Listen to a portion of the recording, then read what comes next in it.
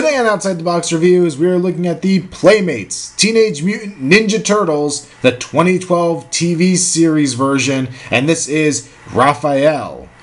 This is my favorite of the Turtles, and definitely one of the ones I was most excited to get my hands on. So instead of beating around the bush like I tend to do on these videos, let's jump right in and take a look at him. Just like his brothers, Raph comes with his wide array of monochromatic weapons. Here we have his classic sai, which I really like the design of. It's nice and pointy. These side pieces are really cool looking. There's some detail done on the handle as well, which is pretty cool. On Raphael's back, you have the little holsters for it. You could slide them right in there and store his weapons. I'm a little disappointed they're in the back with this character design. I like him in the front. I mean, that's how it all seems to have been. That's okay. He holds them just fine. Obviously, you could pop them in his hand the normal way. You could pop them in his hand upside down and have that style going on there. And then with his right hand, not so much with his left, you can actually get it in between the fingers in a pose like that, which is really cool. I like this. I wish you could do it on both hands. Raphael also comes with two extra sais that are the same exact sai we got normally, but this one's missing one of the side pieces. I don't know if it's supposed to be a battle damage version or if he has like another mode or something. I don't know what it is, but it's another accessory. Comes with another little throwing weapon. This is the exact same one we got with Michelangelo, just in a different color plastic. Still cool. You can, of course, stick it in his hand like he's going to throw it and all that good stuff. You could even put it in between his fingers if you wanted to. He's going to just like flick it away. Which is neat. And then my favorite, you have the little twin hook thing. You have two of these as well.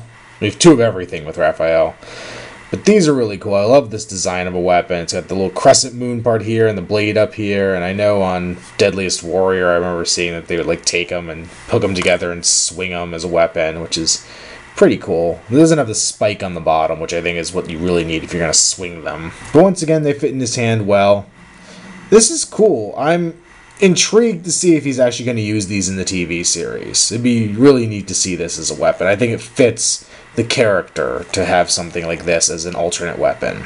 Raphael himself is pretty cool. He's a medium build. He's in between Donatello and Michelangelo height-wise, which is about where I'd expect him to be. He has the darkest green paint of any of the turtles. He's a very, very dark green, which I really do like. I like the color scheme on him. He's got his bandana coming out here. It's long and like flowing in the wind, which is really cool. It actually has some chunks taken out of it. Looks like he's had some battle damage. His eyes are kind of narrowed. He's got bared teeth, just looking like he's ready for a fight, which I just feel is great. It's what the character should be. His turtle shell in the back, it's pretty much intact, but up here we have a little nick taken out of it, which is really cool because if you follow it over to the front shell, he has some severe damage here. It looks like a sword or something caught him. But if you play it out the long way, it almost appears like somebody took a sword and just came down like this on him or something, because it spans the front and back shell. It looks just like one damage point, which is kind of cool. I wonder if that'll be in the show. I wonder if there'll be backstory to it. I don't know. As with the other turtles, he has some great texture detail on his skin, much more than I would expect. Some nice cross hatching up in there. You see more damage on his body here, the shell. Not so much of the wart details we got on some of the other ones, but still a lot of nice texture. Makes him look more alive and present, not just a piece of plastic. He has his elbow pads with some nice slash marks in them, his wrist wrap, and then the wrap on the hands. Once again, not painted over onto the palm, which is disappointing. Knee pads, more slash marks in them. Good texturing throughout. Brown wraps on the feet and his three-toed feet down there, his big elephant feet, which I really don't have a problem with. I keep thinking about it every time I see people complaining about these feet. I really don't care. I don't have a problem with it. The belt's okay. Once again, I have the complaint that it gets sucked in on the sides, which I think looks a little funny. It's less so on Raph, though. It's just more straight-lined, which is okay. I still wish it would have just looked like a more natural flow. For articulation, Raphael has a ball-jointed head, which is really nice. Pin socket shoulders. Good range of motion on him. Bend and swivel at the elbow, which I really wish could go a little further. Swivel at the wrist. You could swivel forward and back out to the side, or you could rotate here at the bottom leg and you can go forward and back with it, so you can get into whatever you want. The front of the shell is, of course, rubber, so you can get some extra forward motion. Bend at the knee and swivel. And like some of the other brothers, Raphael is highly posable. You can get him on one foot. You can get him into all those cool poses, which is great. And overall, I gotta say, I like this one. I think he's one of my favorites of the new Ninja Turtle figures. He's the same kind of idea with the body and articulation and everything. And at this point, having done 2 of these reviews and this one and another to go, there's not as much left to say about them anymore, just the minor details that make the characters individual. But Raphael is still really cool and really fun.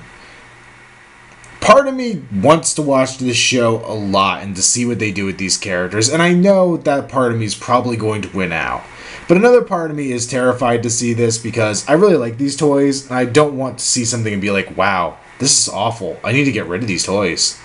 And I'm kind of worried at this point that maybe I should have just chilled and waited until the show was out and reserved my judgment on whether I wanted these things in my collection. But I must say, the cool factor with these toys makes up for the fact that it could be a flop. I think the character design is good.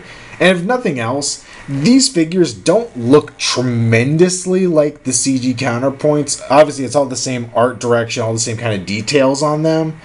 But they don't have that style that the CG characters have in the cartoon. So maybe it'll be different enough that you can get past it if the TV show is horrible. I guess we'll just have to wait and find out. I'm not even sure when that show starts. It could be on right now for all I don't know. But yeah, I'm going to recommend Raphael, definitely. Especially if you're picking up the rest of the set. Obviously one you got to have. I think even on his own, if he's just your personal favorite turtle, he's definitely worth picking up. Make sure you check out Outside the Box Reviews on Facebook. There'll be a link in the description. You can go on there and see posts of what I'm finding in toy stores. You could see what you're finding and picking up, and see previews of what I might be reviewing soon. And until next time, it's been another Outside the Box review. Stay tuned for more to come.